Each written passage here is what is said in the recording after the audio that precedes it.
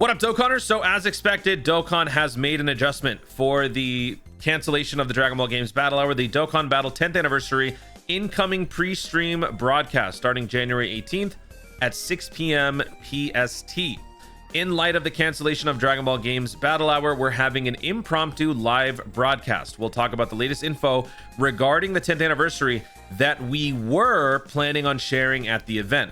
Now, there were originally 2 events that were slated to occur on Saturday for Battle Hour for Dokkan specifically. The first one was going to be happening at 4 p.m., which would have been 2 hours before this one.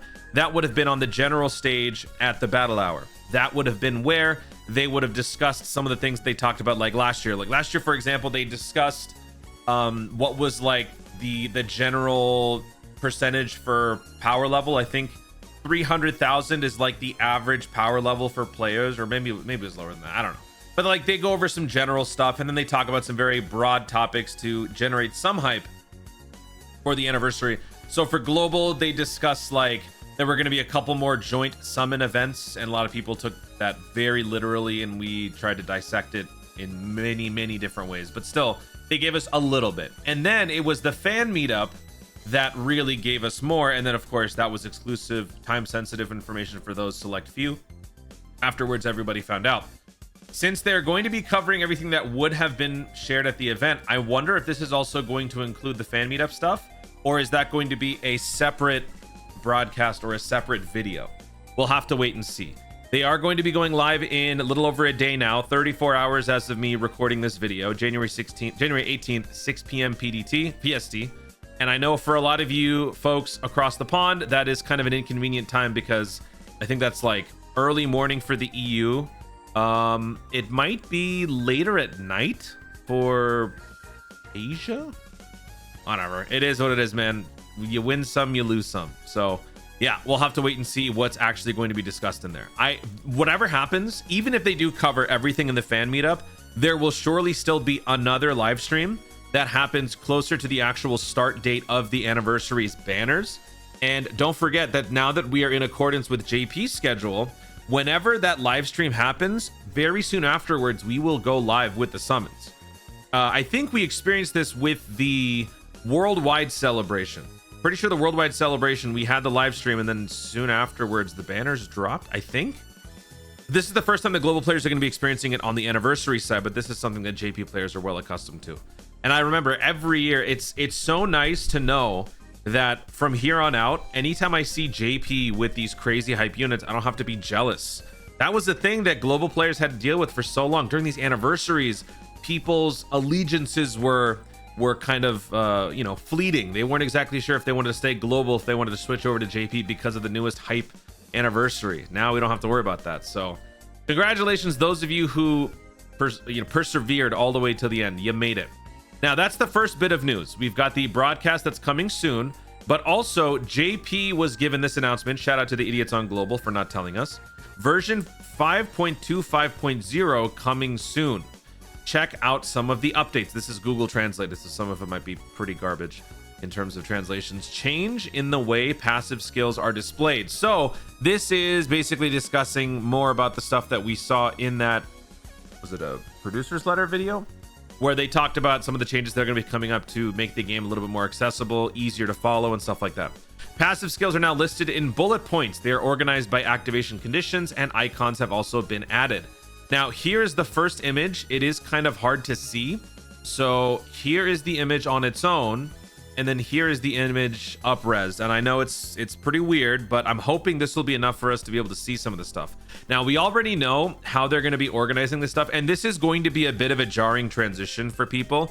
Veteran Dokkanners, I would say more so than newer players. Newer players, I think, will probably more quickly come around on this, because while it does look weird compared to what we were used to with the regular game text, and then also, websites like the new Dokkan Wiki or Dokkan Info, we've grown accustomed to this, right? But even still, I think objectively, this is a better format. It's just going to take some time for our eyes to get used to it. But then once we do, nobody's going to have a problem with it. I know initially there will be some hiccups, but I do like this. Now, looking at the icons here, it's hard to see on the regular one. That's one of the reasons why I zoomed in and I up-resed. We've got attack up, defense up, ki up, crit up. I don't know what that says. This one is damage reduction up, I believe, right? God, it's so hard to see that, so that's why I had to zoom in with this. That actually makes it worse. It's very hard to see. Let me see. If I zoom in this way, does that help? I can't tell what this is, but this is attacks effective against all types. And again, it'll take some getting used to because these are some weird logos and some weird things. But again, it is clear. Like when you see that, when you know it's attacks effective against all types, it's now hard to unsee it, because why else would you have a character with all the 5 different colors right there, right? It's got to mean something to do with all the types. So yeah, they will eventually bring this over and we'll get to see all these fresh new icons. Although I don't know if this is already in the data files. It might be. I don't know what this one is. No shot. All right, so scrolling down past this in-app update, the in-app update UI has been updated, especially on the battle screen. So we went over this in great detail. Let me actually pull up those tweets. All right, so I pulled up my tweets from before. Here's a screenshot from the video, and looking at this, can I see it? I still can't tell. Okay, looking at the original video, I think the second to last icon here on the right, I believe is just signifying that there's a built-in chance for an additional super attack, and then I think the one on the far right is the chance to dodge, and it's basically just illustrating some of the properties that this character possesses. So if we look at this one, I think that's what this is. I think this is like an additional possible super attack. We don't know exactly what that is from this, but this is just an icon signifying that. I could be wrong, whatever. Point is, this is cool. I think people will eventually get on board with it, but initially I think there will be some resistance. They will resist. Yeah, we're all kinds of stubborn. And then we've got the UI update image screen thingy. So this one we talked about before. A lot of great details that we saw from the producer's letter thing. So let's take a look at this. We've got the percentage for the HP. So no longer do you have to count how many ticks to the left or right you are to tabulate what the percentage is. It tells you exactly what it is. You've got the Dokkan gauge a little more streamlined. It looks weird. I understand. I agree, but it's only because it's new. We'll get used to it. Best part of this, though, besides the percentage, is that you can see the next rotation right here instead of having to like click a few buttons extra to find out. Some people are not too fond of this. I think it's more vibrant. I think it looks cool, but you know, to each their own. And let me see, what else, what other things do we have here? Just a more colorful setup here. Yeah, I'm pretty sure this is just an additional, yeah, oh, for sure it is. This guy has dodge. This guy has like additional supers. Okay. The health bar has been updated. Also, this one right here, it shows you with each character what their type advantage or disadvantage would be relative to the enemy. So the enemy, when he attacks this Goku, he is not going to be doing as much damage because he is physical. He has a down arrow, so he is not going to be as effective. So that's what that means. Pretty cute. Now, they don't show any of that in this one. Well, actually, they kind of do. They show pretty much the same stuff, right? Yeah, since it's type neutral, there's no arrow next to the Vegetas. And then like the animations overall are going to be more fluid, more dynamic. It's not just going to be the same usual rhythm, which again, I think will also rustle a few feathers because people have gotten so used to that. But that's a veteran Dokkan issue. The newer players will not mind it as much. And that's pretty much it here. So let's just see what's the timetable for this. Update for the battle screen is also explained in a video on the website. Yeah, we already know that. Okay, I mean, it's going to be dropping soon. That's the whole reason why it's here. It's going to be dropping probably for the countdown, I would imagine. So if the pre-stream broadcast is on the 18th, like Battle Hour, and then if we factor in that the anniversary is on the 28th, 29th, 7 days before that would be like the 21st, 22nd. We're just a couple of days away. So yeah, this is going to be dropping definitely in the next few days. And it'll be fun. We'll have some time to get used to it before the 10th anniversary actually starts.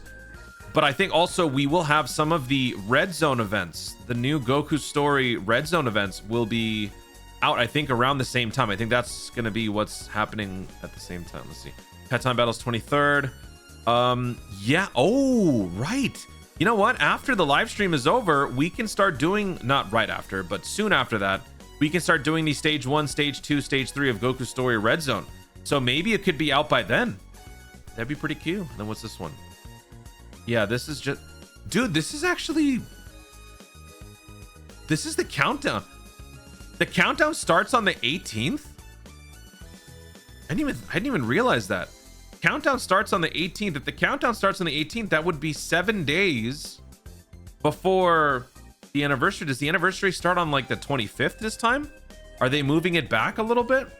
Huh. But yeah, there you go. Returning. Okay. Sure. I don't mind it. So yeah, there you have it. That's all the information that we have right now, but more good stuff coming very soon. So hang in there just one more day. After that, things are going to get very exciting. Don't spend any stones. Don't spend any money. Just save up, stockpile them stones, do whatever you got to do to get ready for the biggest and best celebration in history. Thank you so much for watching, everybody. If you enjoyed the video, be sure to leave a like down below. In the comments, what are you most excited for or most anticipating in regards to this upcoming pre-stream broadcast? Some sort of an announcement to actually announce the theme of the celebration, the actual characters involved in the anniversary, perhaps even a look at the LRs themselves. Do you think they will also be introducing everything that they would have mentioned in the fan meetup on this live broadcast? Let me know what you guys think in the comments down below. Also, be sure to subscribe for more Dokkan content in the future and click the notification bell so that you'll let YouTube know you want to see more of my stuff. Do it! Thanks again. Stay tuned and over to Dokkan Responsibly.